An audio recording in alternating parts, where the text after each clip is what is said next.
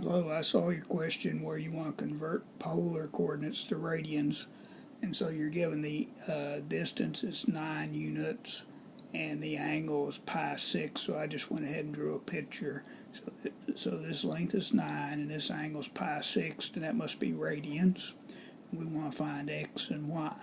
So the cosine of the angle would equal adjacent over hypotenuse, and the sine of the angle would equal opposite over hypotenuse. So I set up the two equations to solve for x and y, and then multiply both sides by 9, and you indicate some problems with this, put it in the calculator. An important item, you should be in radian mode. That'd be very important. So x would be 9 times the cosine, and you'd probably need to put parentheses around this pi 6.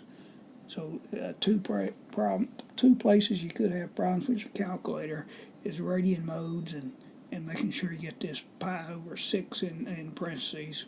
Then you take the cosine of it, and I get 7.8. And then very similarly with sine, I get 4.5. Hope this helps.